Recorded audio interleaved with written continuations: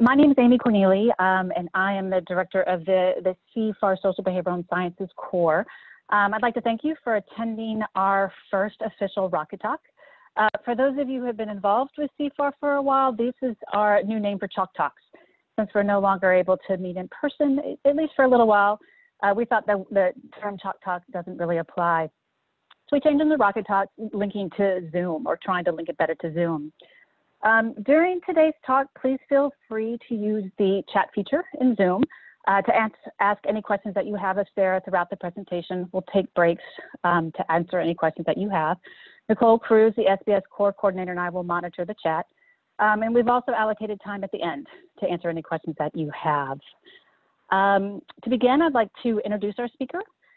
Dr. Sarah Wilson is an assistant professor in psychiatry and behavioral sciences and a clinical psychologist with the Durham VA healthcare system. She's also an investigator at the VA Center for Innovation to Accelerate Discovery and Practice Transformation and a 2018-2020 fellow in Implementation Research Institute at Washington University. Her research focuses on patient and provider engaged health services treatment development and stakeholder engaged implementation development. In Dr. Wilson's role as an associate director in the CFAR SBS Core, she provides consultation on implementation science for investigators at Duke. And thank you, Sarah, for sharing your experiences and expertise with us today, and take it away. Thanks so much, Amy. So I'm going to share my slides. As Amy said, I'm happy to take questions throughout. Let me actually share my screen with you all. Go. Okay, so I'm going to be talking today about implementation science and HIV research. So I have been learning and practicing implementation science for a few years now, and I was really fortunate to be a fellow through the Implementation Research Institute. And so a lot of my knowledge about implementation science comes from that organization, as well as from some mentoring from Byron Powell, who has been cited somewhat heavily for this talk because he's published a great deal in implementation science. So I wanted to start out by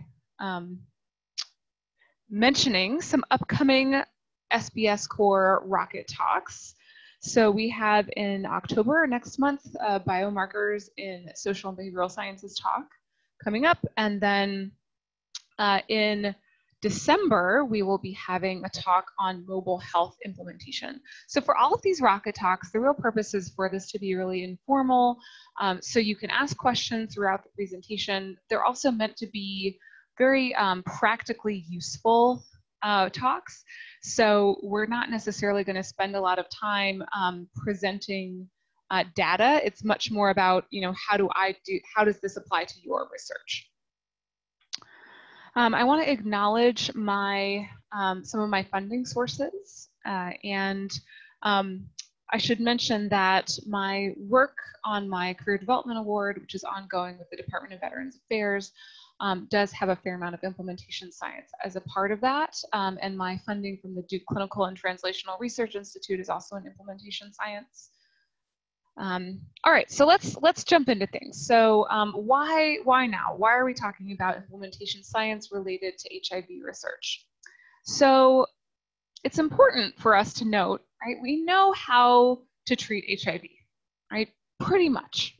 We know a lot about how to prevent new infections, right? So why are we talking about implementation science? So we know that despite the fact that we know how to treat HIV, despite the fact that we know how to prevent new infections, disparities in new HIV infections are actually getting worse. So if you take a look at this graph, we can see here, right? This is data from 2014 to 2018. In some groups, rates of new infections have dropped, right? But in many groups, they have not. And in some groups, they've actually increased. So that's where the Ending the Epidemic initiative has come in. And many of you know about this. Some of you may have funding from that's related to ending the HIV epidemic. not going to talk too much about that initiative because I really want to spend our time talking about how implementation science is important to this. So this is from the Ending the Epidemic sort of newsletter, not newsletter, publication that you can get online. It's US prevalence-based HIV care continuum numbers from just a few years ago. So the main point of this image is that there's a drop-off in terms of retaining individuals in care. So not everyone who has HIV is diagnosed. Not everyone who's diagnosed is linked to care. Not everyone who's linked to care receives care. Not everyone who receives care is retained in care. And not everyone who receives care actually achieves viral suppression. So why is that, right? Why is that the case? If we know how to treat HIV and we know how to prevent new infections, why are there still new infections? And why are we having difficulty with treating HIV, right? We actually know how to keep people in care as well. There are a lot of interventions that are specifically targeted at that work, right? So there's a gap, right? There's a gap between research and what we see as a result of that research. So that's where implementation science comes in, right? So the idea behind this that comes directly from the NIMH HIV Prevention and Treatment Implementation Science Program is that implementation science within HIV research, it encourages us to enhance the uptake, the effectiveness, and the efficiency of evidence-based interventions, right? So when we say evidence-based interventions, these are things that we know from the literature, from all of the studies that have been done about them work, right? So this field is meant to inform and enhance the effectiveness and the efficiency of the interventions we already have, right? So those interventions that are currently available in the continuum of HIV prevention, testing, HIV care, and community impact to reduce the burden of HIV, right? And this is a direct quote from the HIV Prevention and Treatment Implementation Science Program. They say significant progress is needed to transfer interventions from one setting or one population to another. And significant progress is needed to make informed choices between competing interventions. And that helps us maximize the effect of those interventions in our target populations. And they go on to say this gap between research and implementation is impeding success in HIV prevention and HIV care and in HIV treatment programs. That means that has direct impact on the number of people that we reach and the effect that we can have on health outcomes, right? So it's not enough to have treatments that work, right? It's not enough to have treatments that work and to know that those treatments work. It actually takes additional science to see how we can actually disseminate and implement those interventions. So they also say, right, advances are urgently needed to reduce unknowns and increase the public health impact of HIV prevention, HIV treatment, and HIV care services, right? So when we're talking about public health impact, that actually means translating, right? It's translational science. It's the very end of the translational science pipeline, translating our results from clinical trials into real-world effectiveness studies, right? So we have efficacy studies, we have effectiveness studies, and then the next step along that pipeline, that research to practice pipeline, is implementation of those interventions that we know work. All right, so what is implementation science? And furthermore, what is implementation science not, right? And why do we need it? So before I answer that question, I want to talk a little bit about some concerns that a research group from Chicago at Northwestern has put out. So this is a group from the Third Coast CFAR, which I've been fortunate enough to have a site visit at to get a sense of how they are doing things there, the type of implementation science research that they're doing. And that center is led by Hendricks Brown and J.D. Smith. So they published a paper this year, actually, that looked at the entire portfolio of NIH-funded implementation science research related to HIV prevention and HIV treatment. And they looked at the entire, all of the details section that's published in NIH Reporter. And they compiled a bunch of information about all of those funded research studies. And they found some somewhat alarming or concerning, I should say, things about the studies that are actually funded, the implementation science studies that are funded by NIH currently. So one of the main things is that a lot of those studies that are funded that actually say implementation science, somewhere in the abstract, somewhere in the title, they're intended to be implementation science studies, don't actually have a theoretical foundation in implementation research. So only 13% of those NIH-funded implementation research studies actually mentioned any kind of implementation science framework or implementation science model in their NIH Reporter description, right? So that doesn't necessarily mean they didn't use a model, but when we're thinking about best practice implementation science research, it really does have to be very deeply rooted in some kind of framework or model that's well understood and has some empirical basis to that theoretical model or framework. So in addition to that concerning element, there also was very inconsistent terminology among all of these NIH-funded implementation research studies. So there was very little overlap among all of these studies, and there were over 200, I believe, studies that they found that had been funded by NIH in implementation science. Almost none of them used similar terminology to talk about their implementation strategies. And I'll talk a little bit more about what I mean by implementation strategies in a bit. But the key element of that is that we don't actually have a common language to talk about this, which is going to make it really hard to know what strategies are the most effective. So in addition to that, we had some issues with implementation outcomes. So only about half of these funded implementation science studies actually mentioned an implementation outcome in their NIH Reporter description. So that's another issue, that if we're, some of these are implementation development studies, which makes sense, right, that they may not have an implementation outcome, but there were even outcome studies that were investigating an implementation strategy, right? The utility of an implementation strategy that did not have an implementation outcome. Rather, they had patient-level effectiveness outcomes, but were described as an implementation study. And I'll talk a little bit about why that is an issue. All right, so I want to take a pause here to see if there are any questions about this overall portfolio.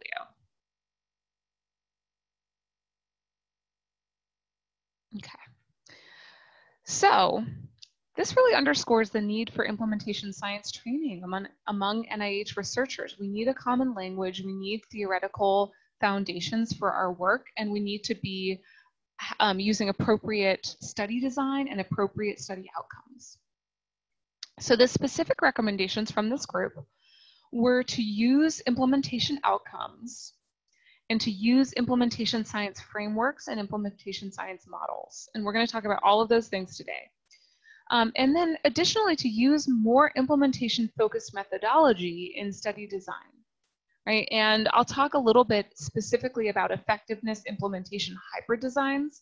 So for example, if you don't have firm knowledge about the effectiveness of an intervention, but you still want to gather some implementation data, there's actually a way to design your study to do both of those things. And I'll talk more about that. All right, so you may still be wondering, but what is implementation science? And this is not my slide. So this is a slide that has been officially published because it's so helpful in terms of helping people understand what implementation science is. So this is a slide that was created by Jeff Curran and slightly modified by me. So when we're trying to define and understand implementation science, it can help to use some incredibly non-scientific language, right? So throughout this example, I'm going to be saying the thing, right? And the thing in this example is a healthcare intervention or some kind of healthcare practice, a best practice, a guideline concordant practice, or some kind of healthcare innovation, right? So that is the thing we're talking about. It's a thing that we want people to do, that we hopefully know works, right? So efficacy research looks at whether or not the thing works under very highly controlled circumstances, right? Does the intervention work? Does the healthcare innovation work? Does it make a difference in terms of individual patient outcomes? Effectiveness research looks at whether or not the thing works in real life circumstances. So if I take this intervention and I take it to an actual clinic and I give it to actual patients in the real world, will it work? Will it make a difference to their individual patient level outcomes? All right, implementation research, on the other hand, looks at how to best help people, places, clinics, health systems do the thing, right? So how do we help a clinic put this healthcare innovation into practice, right? And so in that way, the level of observation is not the individual patient for implementation research. It is usually either the provider or the clinic or the healthcare system. So we're looking at one step above or a few steps above where the patient level is. Implementation strategies are the stuff that we do to try to help these people, these places, these clinics, these healthcare systems do the thing. So there's going to be a bunch of stuff that we'll do to try to help this clinic put this healthcare innovation into practice. All right, and then main implementation outcomes are how much and how well these people, places, clinics, healthcare systems do the thing. So are they actually doing the healthcare innovation? And are they actually doing the healthcare innovation well enough? Right, so that's where fidelity and quality measurements may come in. Right, so it may not be enough for them to just try to do it, to give it a stab, see what happens. We may also want to go one step further and say, are they doing this in a way that is good enough? Right, so I'll give a couple of examples. All right, so this is a completely hypothetical example, again using this non-scientific language. Let's say our thing, right, the intervention we're interested in is directly observed therapy for ART adherence. So that's the thing. So we're trying to increase ART adherence using the directly observed therapy. So the thing, let me go back. The thing is not ART, right? In this example, the thing is the intervention directly observed therapy.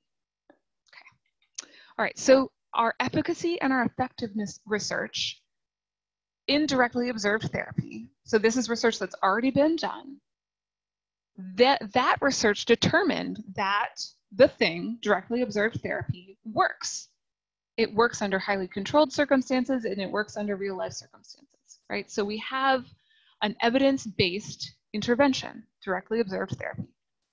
So then implementation research would look at how to best help people, places, clinics do the thing. So how do we help a healthcare system or a clinic or a clinical team do directly observed therapy? How do we get them to do it? How do we get them to do it properly? All right, and then implementation strategies are all of the stuff that we're going to do to help those people, places, systems, clinics do the thing. So do we need to train our staff to administer directly observed therapy? Do they know how to do it? Once they know how to do it, do we need to audit their health records and provide feedback? If they didn't do it for everyone that they could have done it for, do we want to tell them that? Do we want to incentivize the staff to administer directly observed therapy?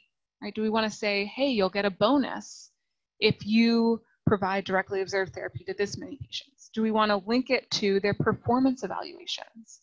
Right? That's where these strategies can be really crucial in terms of how are we encouraging uptake and sustainability of the thing, directly observed therapy, in this setting. And then our main implementation outcomes might be, related to how much and how well they do the thing. So things like how many providers are actually administering directly observed therapy, right? How many patients are receiving directly observed therapy, right? And how good is our fidelity to directly observed therapy? Do we sometimes do it by the book? Do we sometimes kind of do it? Do we do it every time? Do we do it sometimes? So that's kind of like, fidelity is like the provider or the staff member's adherence measure, right? So sometimes we think about patient level adherence, but fidelity is more like staff or provider level adherence. I'm going to go through one more example and then I'll pause for questions again. So this is another completely hypothetical example. Let's say in this example, the thing is a texting intervention for PrEP adherence. So our efficacy and effectiveness research might look at whether or not this texting intervention works to increase PrEP adherence under highly controlled and real life circumstances. So in this example, the thing is not PrEP, right? The thing could be PrEP, but in this example, the thing is not PrEP. The thing is the texting intervention, right? So it's a behavioral intervention. So in this example, what we're thinking about is this texting intervention, whether or not it works. And then our subsequent implementation research might then look at how do we help people, places, clinics, healthcare systems do the thing? So how do we help them start recommending the texting intervention to their patients and clients? And how do we get them to keep recommending this texting intervention to their patients and clients? And then our strategies are the things we try to do to help these people, places, clinics, healthcare teams do the thing. So one strategy might be using mass media to increase our awareness about the texting intervention. Another strategy might be creating a reminder system. So maybe it's a reminder card, maybe it's signs around the clinic, maybe it's a pop-up in the healthcare record, right? To remind the staff members to tell their patients or their clients about the texting intervention, right? Another strategy might be to alter our patient fee structure, right? So it might be for the clinic to pay upfront for a license to use the texting intervention so that it's free for patients, right? So these might all be implementation strategies to try to get the thing, right, the texting intervention to happen. Because we already know, right, in this hypothetical example, we already know that the texting intervention works, right? So we know the texting intervention works, we just want to get people to use it. We want it to get into the hands of the consumer. And then the main implementation outcomes might, in this example, be how much and how well these healthcare systems do the thing. So how many patients do they actually get to sign up for the texting intervention? How many staff members actually remind their patients or their clients to use the texting intervention? And then a year after we implement our strategies, we employ our implementation strategies, 1 year later, how many patients are we still telling about the texting intervention, right? Did we start telling them about the texting intervention and then we forgot to keep telling new people about it? And so then no one's using it a year later. All right, so I'm going to pause here and I'll show you all where I'm going next. So if you have questions about this, you don't need to ask those, but I'm going to pause for any questions that folks have at this point.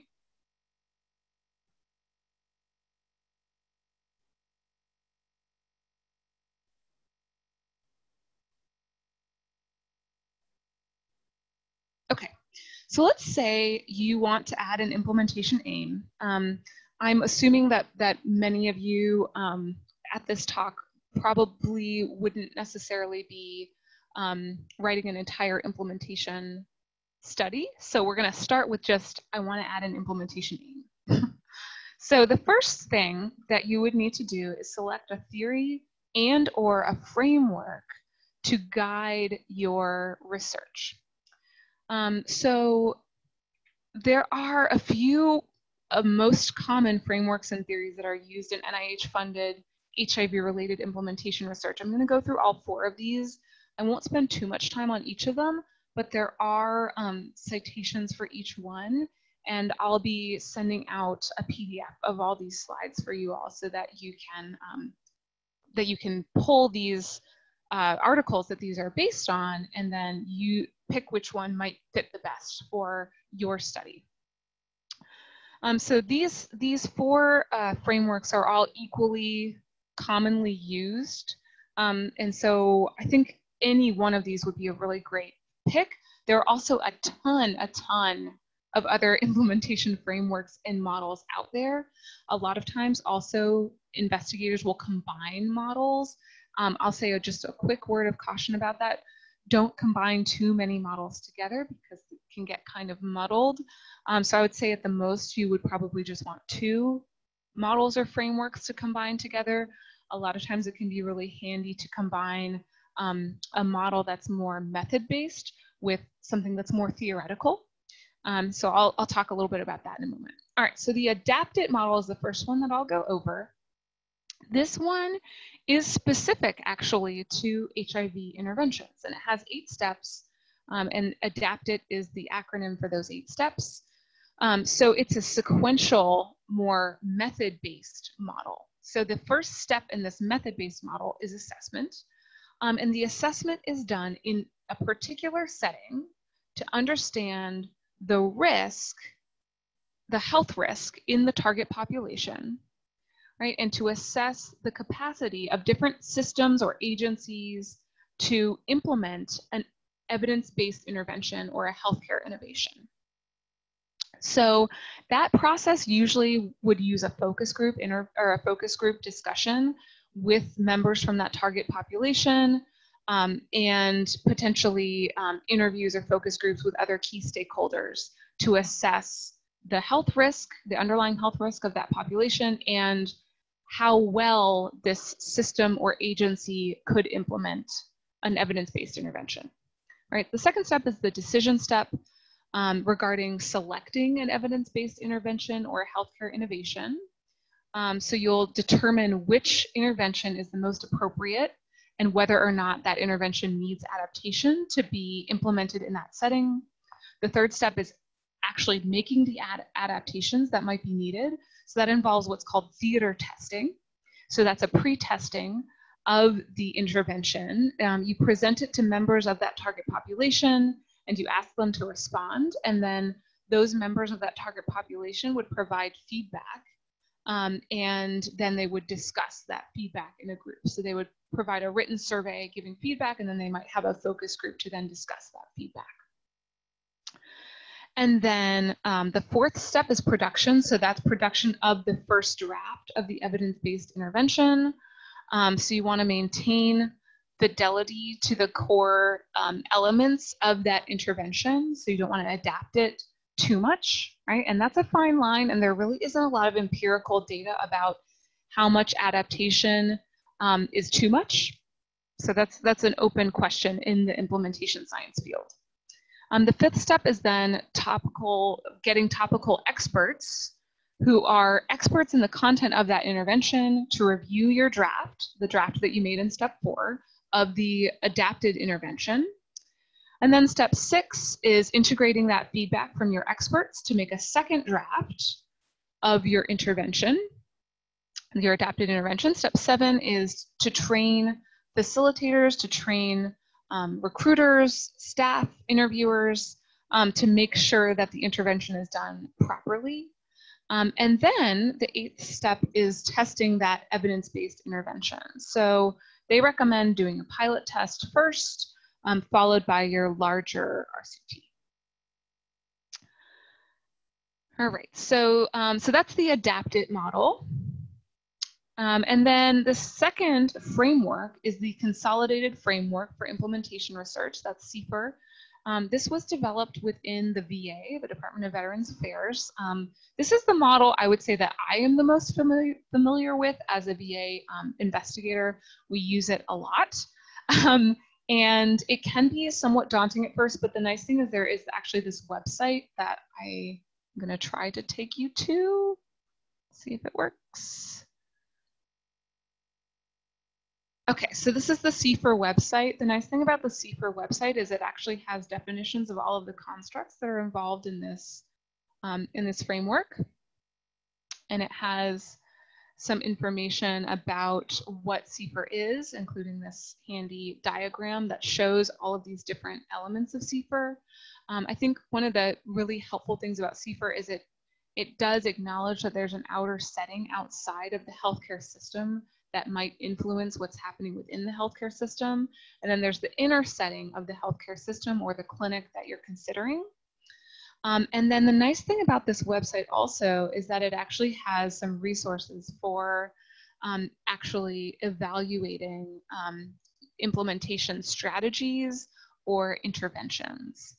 So you can actually use this tool to develop an interview guide, and you can use this tool to select measures, right? So there's a quantitative data, and then there's implementation outcomes that links back to this article that I'll go over in a little bit.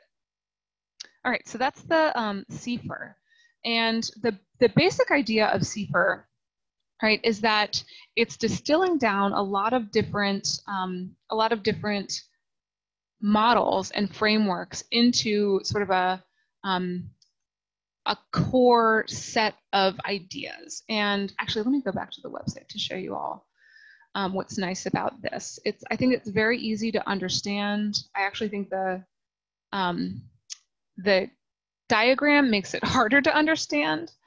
So I'm just going to go through each of these constructs that are listed here. So it talks about intervention characteristics that might influence implementation. So you can actually ask about each of these, and I've literally done this before, to ask about each of these things in an interview with a stakeholder group. So what they think of the intervention in terms of how strong the evidence quality is. You can also do this early on in your process of developing an intervention to get a sense of what will stakeholders be looking for in terms of the evidence that would be needed for them to feel enthusiastic about an intervention. The complexity of the intervention, how well it stacks up against other options. And then the second construct here is the outer setting. So what's going on in terms of the larger social setting within the healthcare system? So what do our patients need?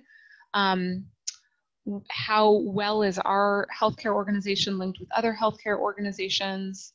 And then the inner setting is more at the clinic level. Usually it can also be at the health system level, but I've seen it more often at the clinic level. So what is your clinic culture like? To what extent do stakeholders within your clinic want to change, or are they being forced to change? How important is it to implement this new intervention? So you can literally ask about all of these things directly to your stakeholders. So that's the inner setting. And then the next element is the characteristics of the individuals. And when they say individuals, this is not patient individuals. These are individuals within your healthcare system. So these would be clinic staff members or clinic leadership, healthcare system leadership, people like that. And then there's also some constructs related to the process of implementation. So what exactly, and this relates a lot to how we're describing what implementation strategies we're using. So it has some different concepts related to that. All right, so that's the CFAR in a nutshell. I'm going to move on so that we can talk about all of the other models. RE-AIM is another framework that's often used in HIV-related implementation research, and the RE-AIM framework also has a handy website, which I'll go to now. Okay, so RE-AIM stands for reach. So reach the target population, establish effectiveness or efficacy, and then focus on adoption of the intervention by the target staff, settings, or institutions. So we want those people to adopt this intervention, and then we want implementation consistency, right? And we want to keep track of any adaptations that might be made during delivery of the intervention. And then the last step is maintenance. We want to maintain the intervention effects in individuals and settings. So this graph actually shows how often AIM has been used, re-AIM has been used each year. So it's become a quite popular implementation science framework.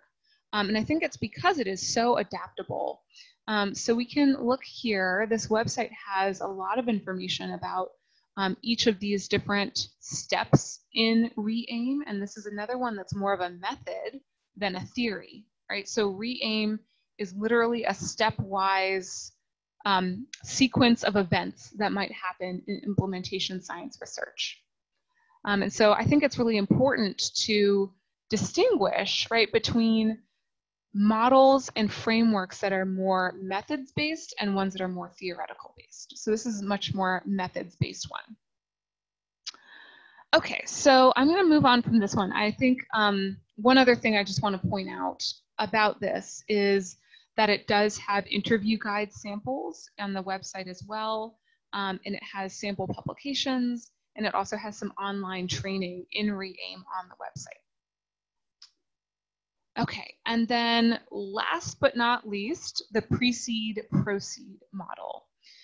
This one is, in my opinion, a fairly complicated model. So when we think about these two different steps, right? So each of these steps, precede has 4 phases and proceed has 4 phases. So I'm not going to go too much into the details of this. I think the main thing to keep in mind about this is that when you're thinking about implementation, that mostly has to do with the phases 5 through 8. So that's the proceed evaluation tasks, because precede, right, has a lot to do with developing the objectives, right? So when you're actually testing implementation, that's going to be phases 5 through 8. So it'll, if you check out the publication that this is based on, and then there's also a website that I put down here that has some helpful information about the precede-proceed model. So it has information about what it is, and then it has some information about how to use it. And it goes through each of these phases. Okay, so again, you want to focus, right? Focus on, so if you're doing implementation readiness work, right, you're going to be focusing mainly on proceed. If you're actually doing implementation testing, you're going to be focusing on proceed down here. Okay. All right. So those are the 4 most commonly used frameworks and models in HIV-related implementation research. So let's say you select a framework. What do I do next? Step 2 would be to define and describe your implementation strategy or strategies. And this is where using really precise language is going to be incredibly, incredibly important. And there's some resources that I have down here to help you define what these implementation strategies are. Because one of the biggest issues in implementation research that's occurred to date is that a lot of times implementation strategies are not very well described. So that would be like if you created a cognitive behavioral intervention to promote medication adherence, let's say, for example, and you didn't tell anyone, right, in the scientific community what was included in your CBT manual, and it was just a black box, and you say, see, it works. It's hard to know how it works, why it works, what's in it. So it's the same for implementation strategies, right? So implementation strategies, instead of being a black box, we want to be really transparent about what implementation strategies we're using. So there's a couple of different resources that we have for this. One of the most important ones is going to be ERIC, and that stands for Expert Recommendations for Implementing Change. This was a study that was done a few years ago, and then they had a Delphi panel to then consolidate all of those strategies that were recommended by these experts. So basically it's a huge inventory of every single implementation strategy that these implementation science experts could think of off the top of their heads. And they had a very regimented process to distill down and to create discrete strategies that didn't have overlap. So this is an alphabetical list, right? This table has an alphabetical list of all of these different strategies. So, for example, I had said this example earlier, remind clinicians. So the example I had given was remind them to tell patients about the texting system, right? So this says develop reminder systems designed to help clinicians recall information and or prompt them to use the clinical innovation. So that reminder system can be low tech, like a paper reminder card. It can be high tech. It can be a prompt incorporated into the electronic health system. And right now, actually, I'm working on a study where we are incorporating a reminder system into the electronic health record system, and it's hard and complicated. So there's a lot of different strategies on this list. So I would recommend starting with your stakeholders, right, and thinking about what strategies will be the most useful, coming up with how they would describe the strategy, and then take that strategy to this table and see where it fits in, because it will probably fit one of these discrete strategies rather than taking this list of 73 strategies and saying, hey, stakeholders, what should we do? All right, and then the next one I wanted to show you all is the behavior change taxonomy. Oops, oh, this one's not opening. I'll have to send you all the link to this one. The behavior change taxonomy was actually created to describe behavior change techniques for patients. But funnily enough, we can use the same behavior change techniques for providers and other healthcare system leaders. So we can actually also use the behavior change techniques taxonomy to describe implementation strategies. So that's another helpful resource. And then last but not least, this is probably one of the most powerful ways that we can describe an implementation strategy. So this is from an article written by Byron Pell and Enola Proctor.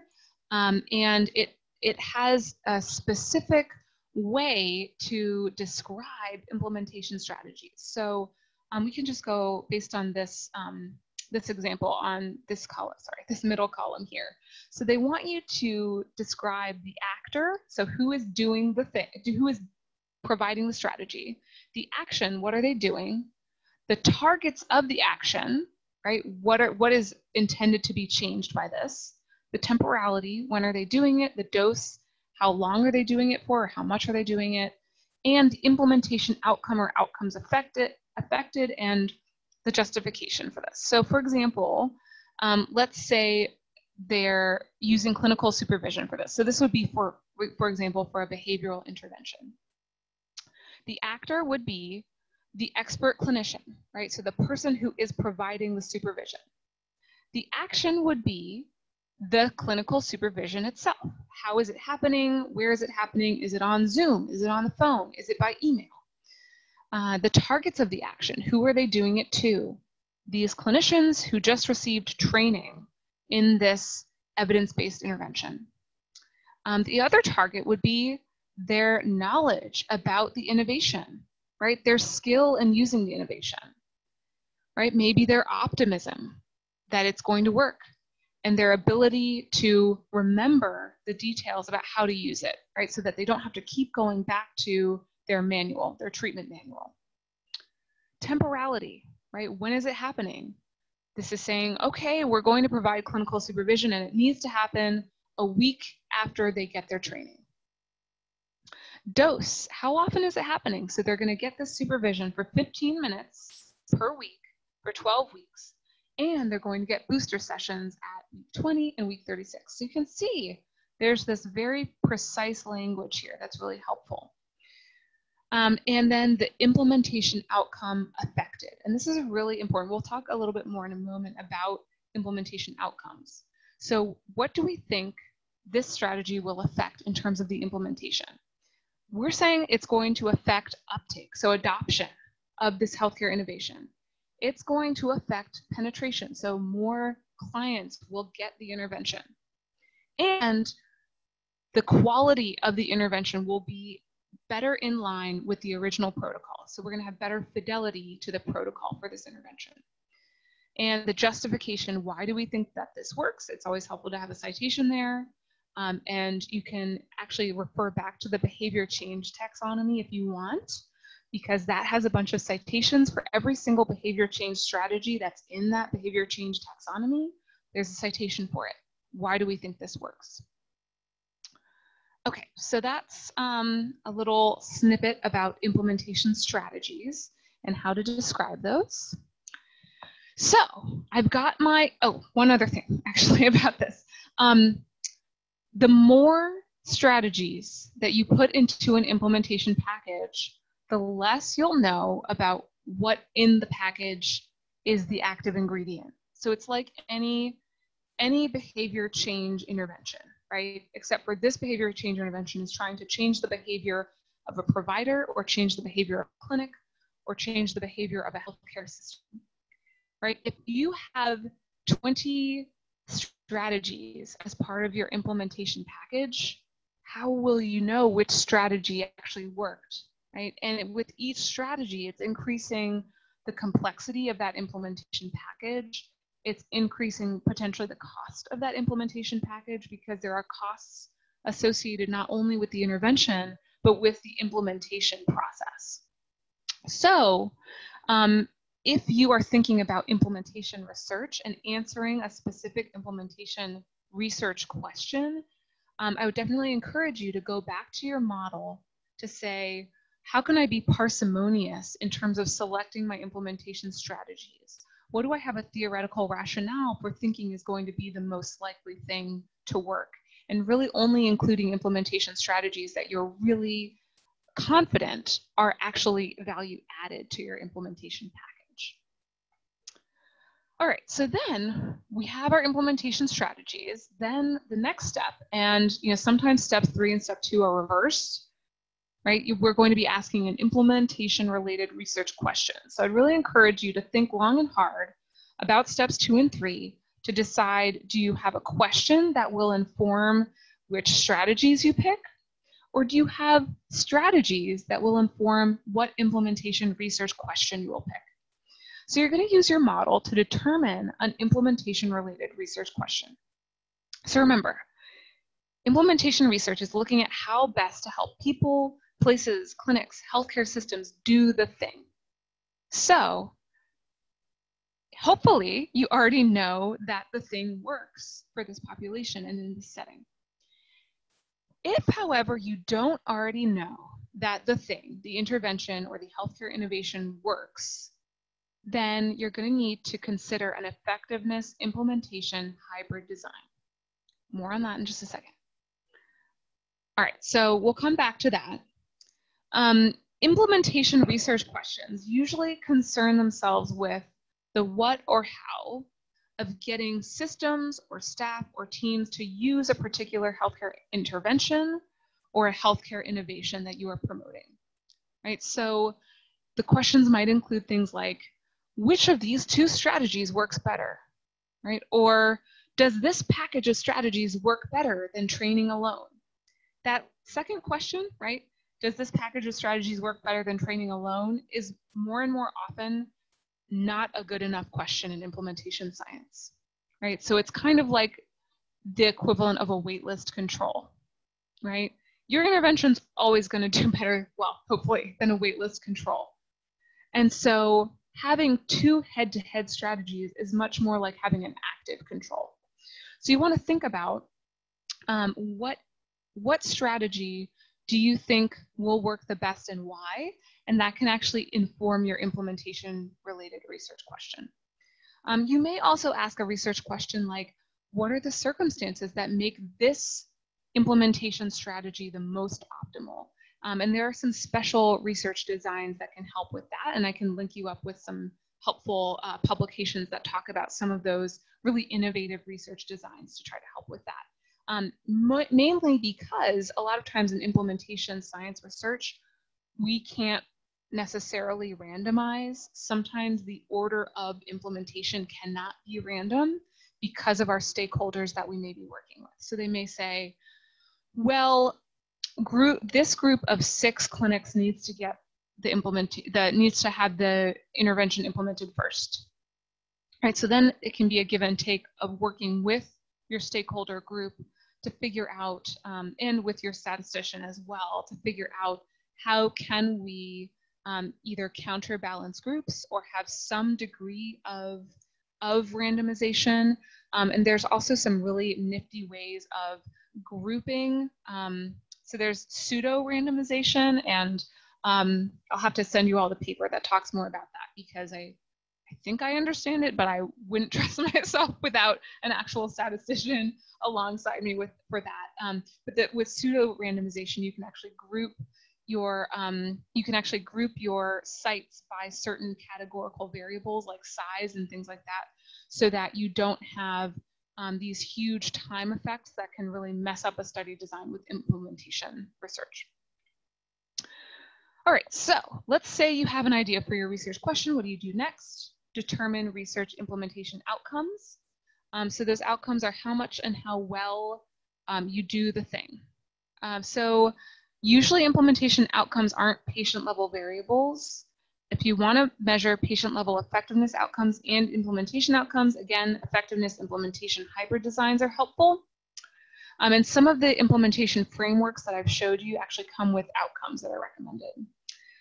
So I'm going to breeze through this. I would highly, highly recommend that you take a look at this article. This article is one of the seminal articles in terms of talking about implementation outcomes. And I have some examples in here related to PrEP prescribing. So let's say we want clinicians in pediatric clinics to prescribe PrEP more often. I have some example research questions that might inform our implementation outcomes. So for example, adoption, what proportion of clinicians plan to prescribe PrEP, right? So if PrEP is the thing, right, and we want to increase PrEP prescriptions for adolescents, we would look at whether or not a clinician intends to prescribe it. And then in terms of things like fidelity, if, for example, you want clinicians to use motivational interviewing when offering PrEP to their pediatric patients, you might look at how well clinicians adhere to the principles of motivational interviewing. So you could use audio recorded patient-provider interactions for that, or you can use an exit interview with patients for that, or something of that nature. All right, so hybrid designs, I don't have a ton of time to go into this, so I'm just going to touch on this. Again, the citation is here for you, and I think this is a really helpful table when you're thinking about effectiveness implementation hybrid designs. It's a little bit complicated, so I'd encourage you, if you are thinking about one of these hybrid designs, to consult with an implementation expert on this, because it can be really complicated to figure out A, what type of hybrid design you want to use and is the most appropriate for your research question, and B, how you're going to randomize, right? Because you can see the middle column there, you might randomize at the patient level, you might randomize at the site level, you might randomize at both, which is like incredibly complicated. Some things I didn't talk about in this talk are stepped wedge designs. I also didn't talk too much about pseudo randomization. The reason I didn't go into those too much is that you really do want to consult with someone who has a lot of expertise in those areas if you are going to pursue a study design like that. So I think really what is going to be the most helpful up front is for you to take a close look at some of these models and frameworks and really ground your study design in one of these frameworks or models. And I think a lot of these other things will fall into place if you have a good theoretical foundation. If you need more resources, there's some online articles and online trainings. I have links for both of those here.